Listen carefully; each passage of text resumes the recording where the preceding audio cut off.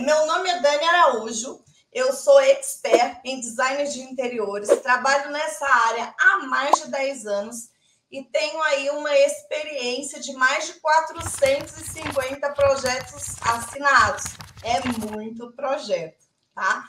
E eu ensino você que é designer de interiores recém-formado, ou arquiteto recém-formado, ou que está aí pertinho do processo de finalizar essa faculdade, a vender 30k por mês em projeto. É isso aí, gente. Não é tão difícil assim faturar 30k por mês, desde que você saiba vender.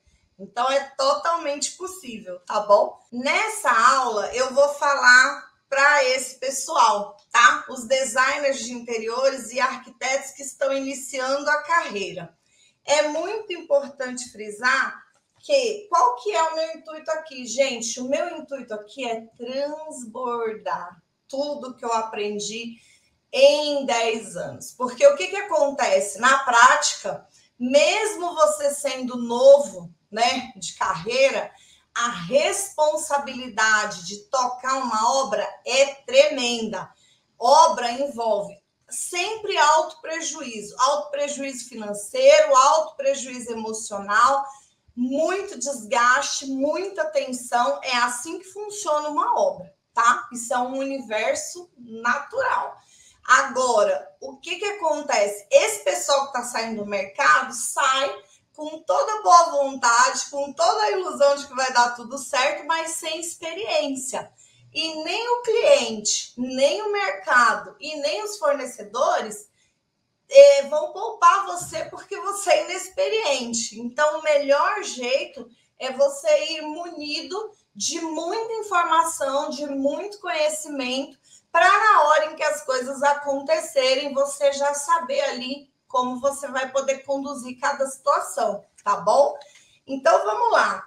Hoje, a gente vai falar um pouco sobre a questão do projeto de interiores. Ele é indispensável para que você tenha aí a necessidade do seu cliente atendido de forma completa, né? Para que ele fique realmente feliz com o resultado final, para que você seja assertivo nas cores, para que você aproveite bem os espaços. Então, assim, você tem aí uma série de vantagens na elaboração do projeto. Sem contar, gente, que é como eu sempre digo, o projeto é um planejamento. Ninguém deveria fazer uma obra sem planejamento, tá? É uma furada fazer obra sem planejamento, ou seja, sem projeto. E aí, o que acontece? Quando esse profissional elabora um projeto, ele precisa aí levar em consideração uma série de fatores para que o projeto dele seja realmente viável para o cliente, seja satisfatório para ele, para o cliente, porque eu costumo dizer que o projeto não tem que satisfazer só o cliente. Como profissional, a gente tem que ficar aí feliz com o que a gente está fazendo também, tá?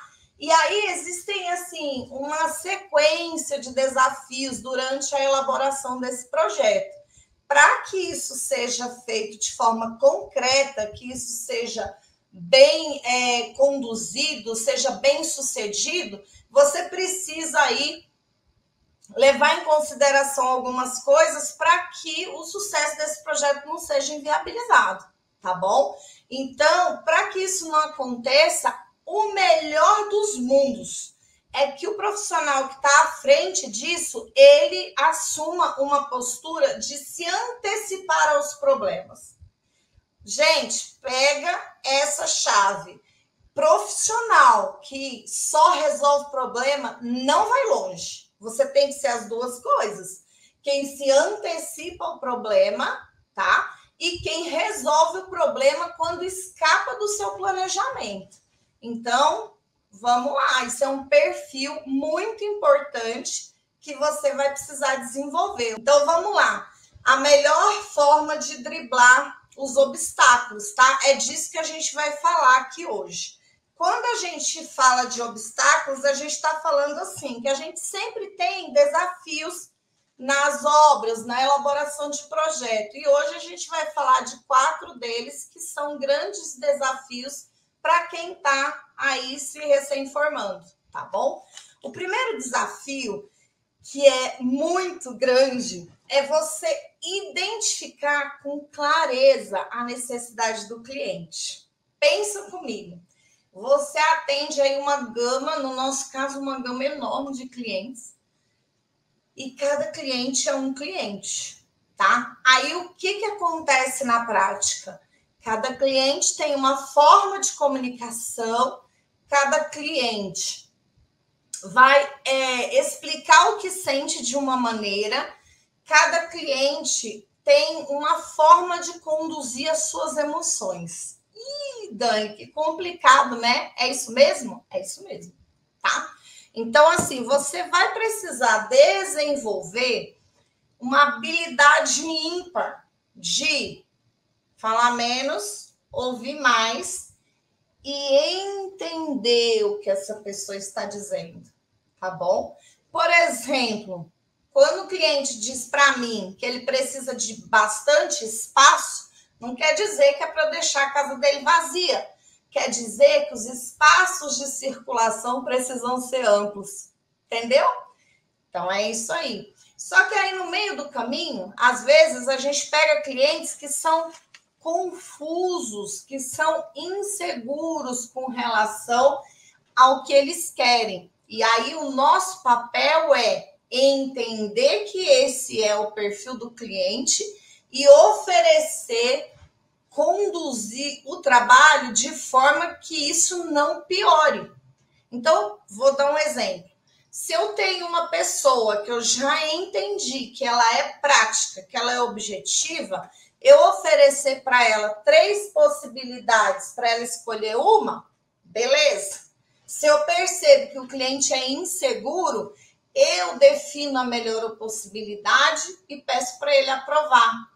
Entende? Porque aí ele vai dizer para mim assim, gosto ou não gosto. E mesmo assim ele pode dizer para mim, não tenho certeza. Quando ele diz não tenho certeza, é porque ele não gostou muito. Porque a grande ótica do projeto é o cliente olhar e falar, uau, amei. Se ele não disser para você, uau, amei no primeiro momento, significa que não está tão legal assim, precisa de ajuste. Então percebam que a gente precisa desenvolver aí uma forma de ler o nosso cliente para entender o que ele está dizendo, tá? Uma coisa que eu uso muito e que funciona super bem. Quando nós fazemos o nosso briefing, que é um briefing muito completo, muito bacana, que foi construído aí ao longo desses 10 anos na empresa da gente, quem me conhece sabe que eu sou super exigente com organização. E por conta disso, a empresa da gente tem processos estabelecidos. E aí eu passei 10 anos construindo esse briefing. Por quê? Ele era um briefing que inicialmente ele tinha, sei lá, 50 perguntas. Depois virou 51. E a cada briefing de cliente que eu ia fazendo, eu ia aprimorando o meu processo de briefing, entendeu? Então, o briefing bem estabelecido é muito importante para que você tenha o máximo de informações sobre esse cliente. Mas, quando você vai fazer esse briefing, você precisa estar atento para captar coisas que vão além das perguntas que você está fazendo, tá? E depois, quando você tem uma resposta... Então, por exemplo, o cliente, eu falo para ele assim, quais as cores você gosta? Aí ele responde, eu não gosto de lilás. Olha só como funciona a comunicação. Mas também não gosto de amarelo. Mas eu amo todas as cores. Olha essa resposta, tá? Aí, então, você valida isso depois. Você diz, cliente, estou entendendo que você gosta de todas as cores, com exceção do amarelo e do... Esqueci a cor que eu falei antes. É isso mesmo? É isso mesmo. Não, mas eu não gosto também do marrom. Beleza. Então, você está me dizendo que essas 3 cores eu posso eliminar da sua possibilidade de paleta. É isso? É isso. Então, assim, se você tem um briefing bom, se você tem aí ouvidos abertos, se você tem aí presença, né? Você está presente ali onde você está fazendo. E se você valida a informação que você está recebendo, minimiza bastante os erros e com certeza você vai identificar com mais clareza o que esse cliente precisa, tá? Isso é 100%, Dani? Não, nada em obra é 100%, gente. Elimina 100% desse processo, tá?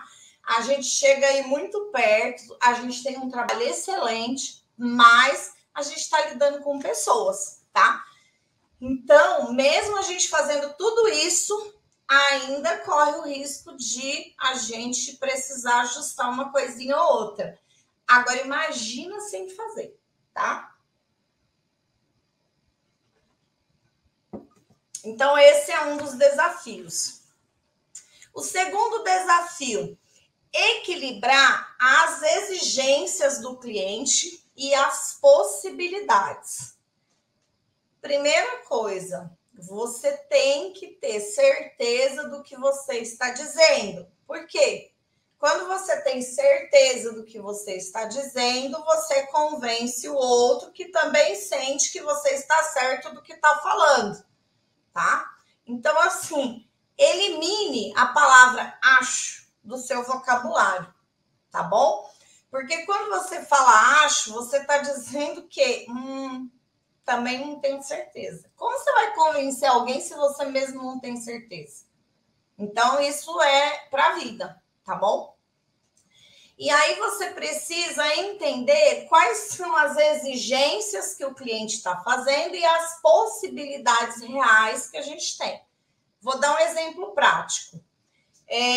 Eu tenho uma mesa, o cliente quer aproveitar, ele quer na sala um sofá, um aparador, ele quer uma estante, ele quer uma mesa de jantar que era dele, que ele quer levar de um apartamento antigo, e a mesa de jantar tem 8 lugares, certo? Mas, na prática, quando você desenvolve o layout, que deve privilegiar a circulação adequada e a quantidade de mobiliários, você percebe que ali naquele espaço você não pode ter uma mesa de 8 lugares, que você só pode ter uma mesa de 4. E aí, gente, o que a gente faz nessa situação? Fala a verdade.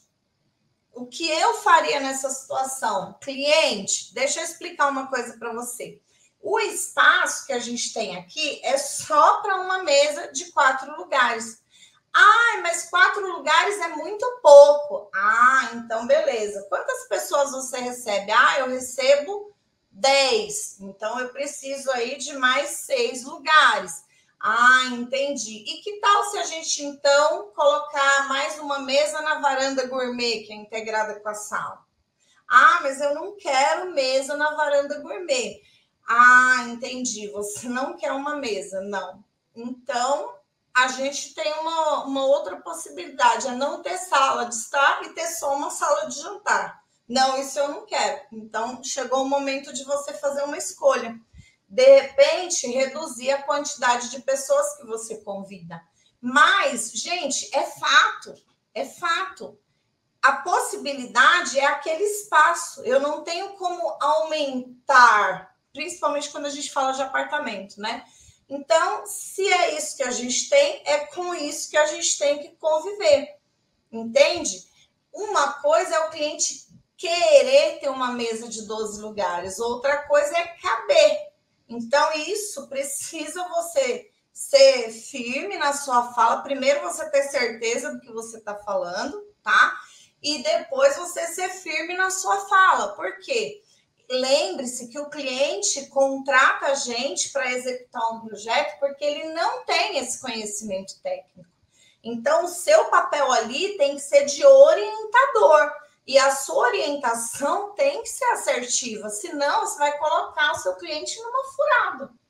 E a gente não pode ceder nas coisas que vão prejudicar o dia a dia do cliente, entende? Então, a gente tem que ter muita clareza da nossa função. Porque, às vezes, que nem um exemplo, tem gente que fala, eu quero muito uma banheira na sacada. Eu quero fechar o apartamento, aí eu vou botar uma banheira, jacuzzi na sacada, porque esse é meu sonho. Gente, é um apartamento? A planta inicial do apartamento prevê cálculo de peso de água para sacada? É possível colocar uma banheira ali? Não, não é. Então, cliente, sinto muito. Não dá, nós temos uma limitação técnica. E aí eu não posso fazer isso, porque eu ponho em risco você, o morador do apartamento de baixo e todo mundo que está no prédio também, tá? Então, não é não. A gente pode encontrar uma forma de tornar o seu banho mais agradável? Pode. A gente tem outras 1000 possibilidades, mas no caso não é uma banheira na sacada, tá bom? Então, essa firmeza você precisa ter para que o cliente entenda que muitas vezes as exigências que ele está fazendo não são cabíveis e que você, como responsável técnico daquilo que está sendo feito, não vai ceder a determinados caprichos e colocá-lo em risco, entende? O Marinho está falando, isso aí é muito importante, é isso aí, você tem que ter firmeza. Quando o cliente bate o pé, Dani, aí nesse caso, o que a gente faz? Depende. Se for algo, por exemplo, essa semana eu tive um episódio assim. Nós fizemos uma varanda gourmet e o cliente queria que colocasse a cervejeira embaixo da churrasqueira. A gente não indica. Por quê? Porque a cervejeira não vai durar, gente. É uma área que aquece ali. Eu não tinha como isolar termicamente aquela área por causa da dimensão. A bancada já era previamente instalada, enfim. Então, não, mas eu queria que fosse. Pode ser? Pode. Claro que pode. Se você quiser, eu vou colocar lá embaixo. Só tem um detalhe. Se a sua cervejeira não durar nem um ano, aí você se lembra da orientação que eu te passei, que ela não deveria ficar aqui. Então, quando é uma coisa que não coloca em risco, segurança, você pode até ser maleável, desde que você deixe o cliente plenamente orientado de que aquela escolha não está correta e que ele está escolhendo isso, tá? Mas é muito importante que você tenha convicção do que você está fazendo, tá?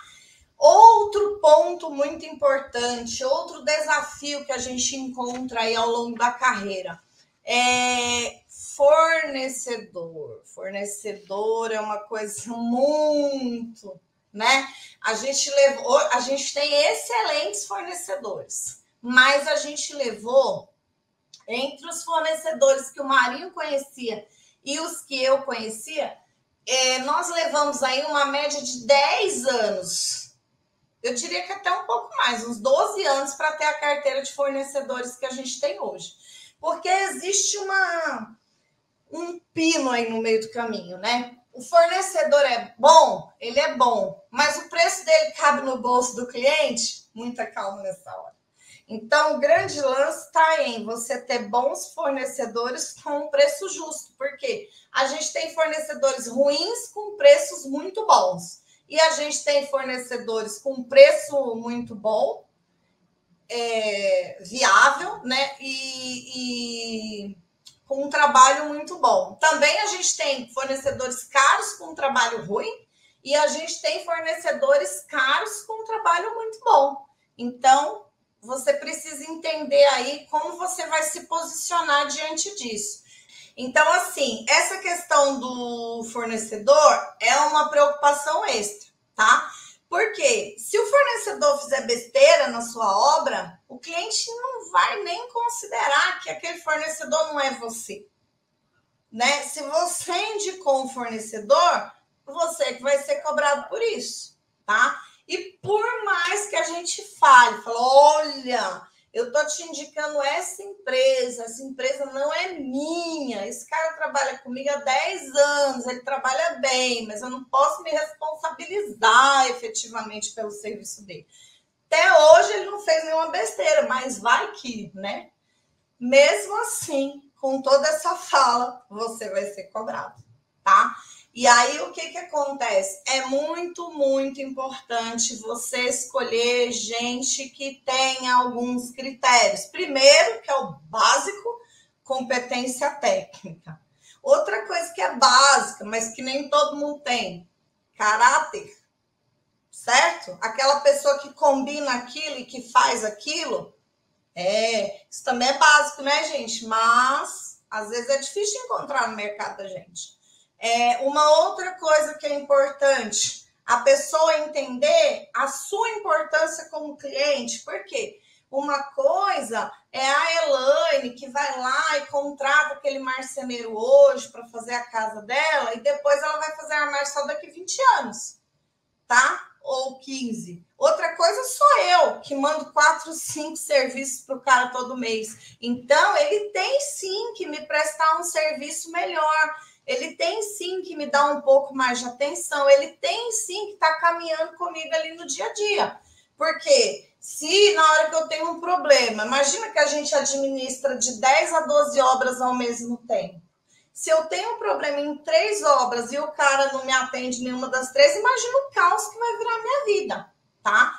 Então, ele precisa aí ter um comportamento adequado. Outra coisa, ele não pode chegar na sua obra e fazer o que ele quer, que nem nas nossas obras é proibido ligar rádio, é proibido fumar.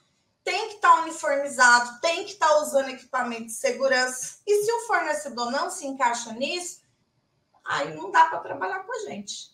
Entendeu? Por quê? Porque o nosso comportamento na obra é assim. E aí, se ele quer trabalhar conosco, ele precisa se encaixar nisso aí. Então, é muito importante que você diga para o cliente que você... É aquelas coisas, né? Ah, não, mas o seu marceneiro custa, sei lá, 12 mil reais. O meu custa 11. Então, o seu, eu não conheço, então não posso me responsabilizar, né? Primeira coisa. Segunda coisa, será que não vale a pena a gente negociar essa diferença que tem aí, fazer com um que a gente conhece? Por quê? Porque às vezes esse que a gente conhece já está engrenado ali no nosso processo e tudo facilita muito, tá bom? Então, esse seria o nosso terceiro desafio. Quarto desafio, fazer uma apresentação destacável. Sabe aquela apresentação que você fala assim, uau, que lindo que tá, que bonito que tá, né? Como que tá, que nossa, é muito mais do que eu imaginava, é muito mais do que eu sonhei, esse tipo de coisa. Quando a gente faz aí um projeto, a gente, primeira coisa, né? Nossa formação é uma formação de uma área que é estética. É uma formação estética, concorda? Que o designer de interiores, o arquiteto também, ele fica ali sempre olhando para a estética. A gente até brinca, né? Quem não olha para a estética é o engenheiro, mas a gente olha, é mais ou menos isso. E então, como que eu vou apresentar uma coisa, né, um trabalho, uma imagem para o cliente que não seja lindo, que não seja atrativa? Você percebe que é incoerente? Então, assim, levar em consideração todas as demandas do cliente é muito importante, tá? Fazer um projeto espetacular é importante, especificar os materiais certos, ter bons fornecedores, entender direitinho o que ele fala, tudo isso.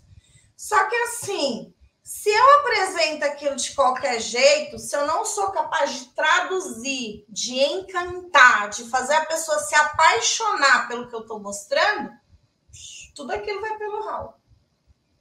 Você entendeu? Então, assim, isso é um desafio extra.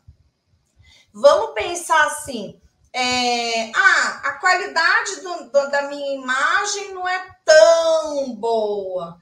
Sabia que você pode comprometer o resultado do seu trabalho? Se o cliente ele vê uma imagem que deveria ser preta e está cinza, ele está entendendo que aquela escada, por exemplo, é cinza. Entendeu? Aí, na hora que você vai lá e coloca uma escada preta, você corre um sério risco dele chegar e falar assim, mas não foi isso que eu contratei. Aí você pega e fala para ele assim, não, foi sim o que você contratou. Tá aqui, ó, no projeto técnico. Aí ele vai falar, não, mas não foi isso que estava lá na imagem que você me mostrou. Entendeu? O que eu estou dizendo com isso, gente? Desenho técnico é a gente que gosta. O cliente não gosta de desenho técnico. Pelo amor de Deus, quem merece olhar para aquele monte de planta cheio de medida, aquele negócio, até a gente olha e fala, Deus é mais, né? Imagina se o cliente vai gostar daquilo ali. É raríssimo o cliente que gosta de desenho técnico, tá? Eu diria que de 200 tem meio. A maioria não gosta, não quer nem ver. Aquilo é problema nosso. Agora, eles gostam da imagem. E eles esperam efetivamente que o resultado final deles seja o resultado final que está na imagem. Porque é a imagem que encanta. É na imagem que ele vai falar assim, nossa, mas o meu sonho era ter um sofá igualzinho a esse. Entendeu? Então, assim, muita calma nessa hora, dê muita atenção para a questão da apresentação do seu projeto. Porque a apresentação do seu projeto é a parte que para o cliente é a mais importante.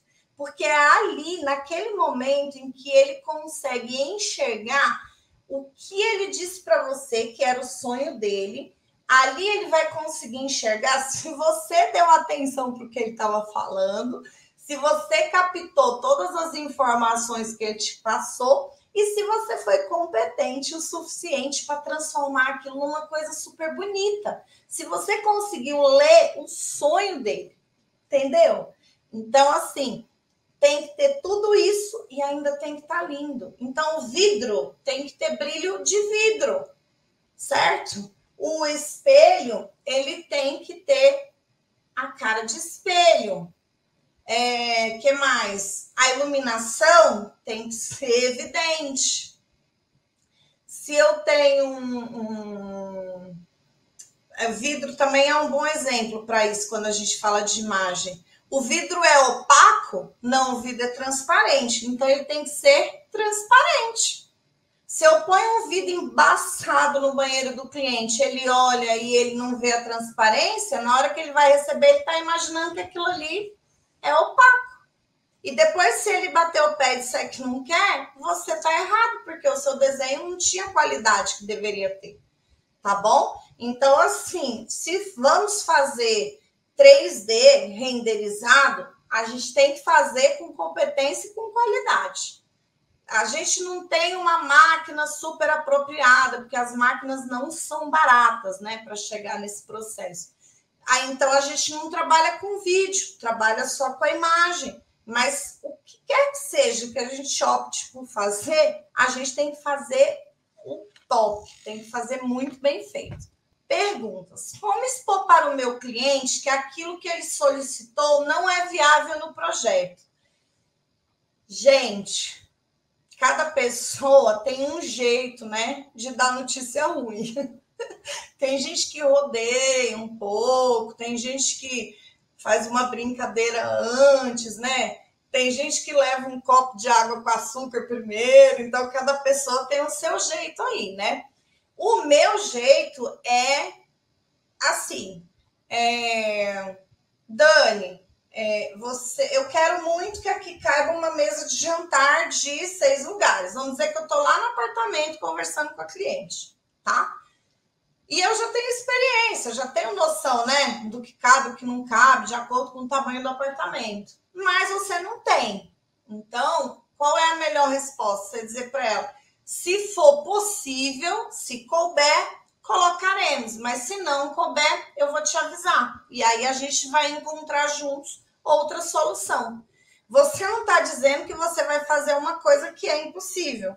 E nem está dando uma resposta inconsistente porque você não está seguro. Eu sou muito prática. O cliente que trabalha comigo, ele tem essa percepção, tá? Eu sou muito objetiva, assim, dá ou não dá, fica bom ou não fica. Eu não fico muito rodeando, não, porque eu sou muito objetiva, mas isso é uma característica minha, tá bom? A Religare aqui falou o seguinte: no briefing, além das perguntas, como podemos identificar as necessidades que não são faladas? Ah, legal. Então, eu identifico muito através da percepção, tá? Por quê? Porque muitas vezes também aquilo que está sendo falado não é aquilo. Ih, Dani, que confuso, me explica. Vou explicar. E outra, às vezes o cliente tem convicção daquilo, mas a informação está errada. Então, por exemplo, vou dar um exemplo de torneira. Você prefere, no nosso briefing, né? Nosso briefing é automatizado, então eu levo o computador, faço pelo computador. Você prefere torneira monocomando ou você prefere misturador? Aí o cliente fala assim, eu prefiro misturador. Aí eu mostro a imagem e falo, essa? Ele, não, essa. Ele acha que o monocomando é misturador. Você entendeu?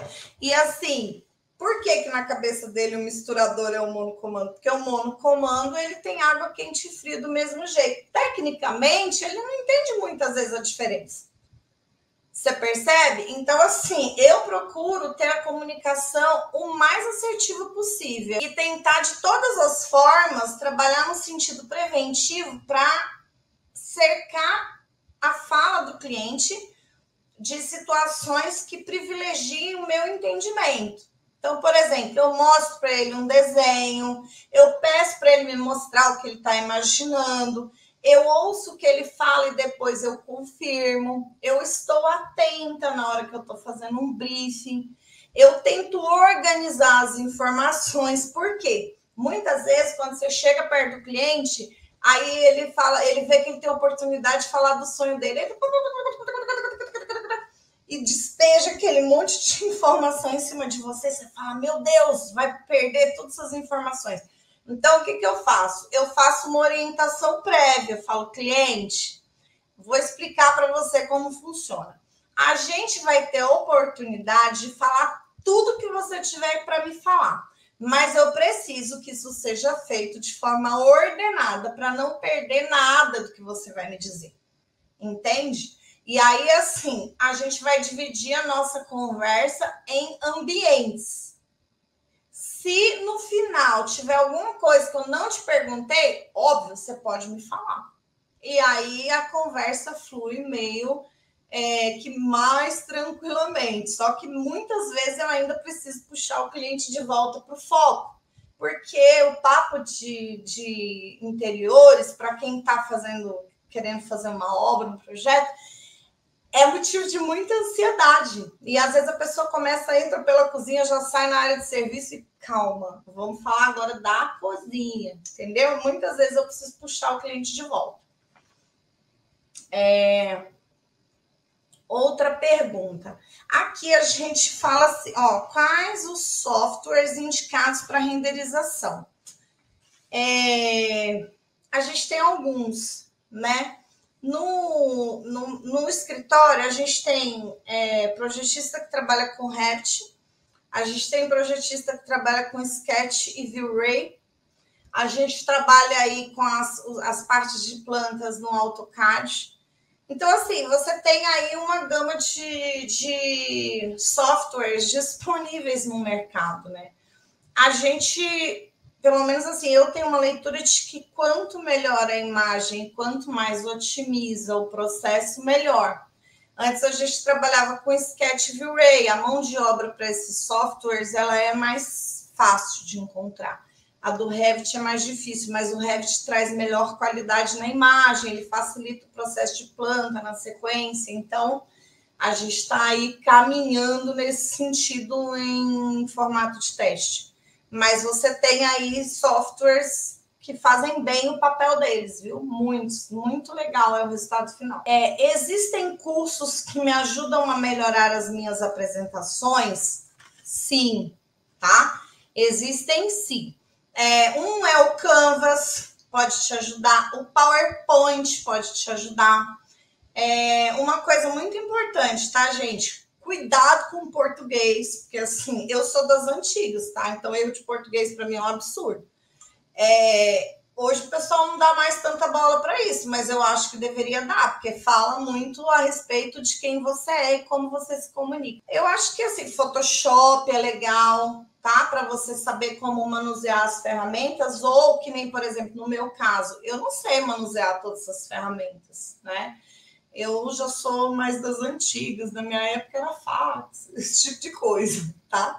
Mas aí eu tenho na minha equipe pessoas que sabem manusear, tá bom? Mas é importante você estar atualizado aí nessas ferramentas mais modernas, para você não cair naquele formato de coisa ultrapassada, sabe? Muitas vezes eu não sei mexer na tecnologia, mas eu tenho a mente muito aberta a novas tecnologias. Eu tenho horror de coisa defasada. Então, eu me preocupo muito com isso. Acho que você também deveria se preocupar. Como alguém que está iniciando encontra fornecedores. Imagina que eu fui trabalhar com design de interiores, eu tinha chegado em São Paulo sozinha, a minha família é toda de Brasília, eu não tinha aí um monte de amigos aqui, eu não tinha amigos na área, nada disso. Então, no meu caso, eu aprendi por erro e acerto, tá? Infelizmente. Mas, se você é uma pessoa que tem outros colegas na área, hoje eu tenho amigos, né, na minha área, a Jacqueline é uma, que eu amo, não tá aqui, mas, né, se alguém conhecê-la, ela me liga e fala, amiga, tem fornecedor disso? Eu falo, tem, anota aí. Às vezes eu ligo para ela e falo, você conhece alguém que faz isso? Conheço, anota aí. Então, assim, agora, muito importante, tá, gente? Que vocês confiem nas pessoas para quem vocês estão pedindo informação, tá? Para que essa pessoa realmente passe uma pessoa confiável para você. Essa peneira de fornecedor, uma coisa que para mim é muito clara é que às vezes o fornecedor, você precisa ter uma conversa sempre muito alinhada com o seu fornecedor.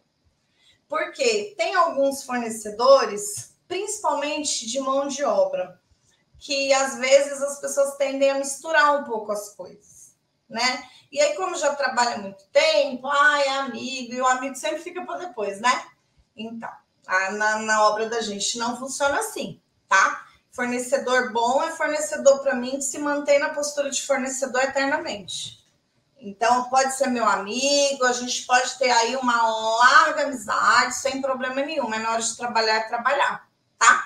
Então, o prazo para mim é importante, a postura do fornecedor é importante, a agilidade na resolução de problemas é importante. E aí você pode criar critérios que você considera importantes para selecionar o seu fornecedor. E aí, a cada obra que você fizer, você revisa esses critérios e dá uma nota para ele. Você soma, faz uma média e diante da média que você estabeleceu, aí você entende se esse fornecedor deve continuar contigo ou não, certo? Mas assim, você pode pedir indicação, você pode, sei lá, olhar quantas estrelinhas a pessoa tem, mas você só vai saber de fato se funciona para você fazendo. Não tem muito que, né? É assim que funciona, tá bom? Então é isso. Acho que não tem aí mais nenhuma pergunta. Então, agradeço muito a presença de vocês, muito feliz de ter vocês por aqui. Tudo de bom aí para vocês, tá bom? Tchau, tchau.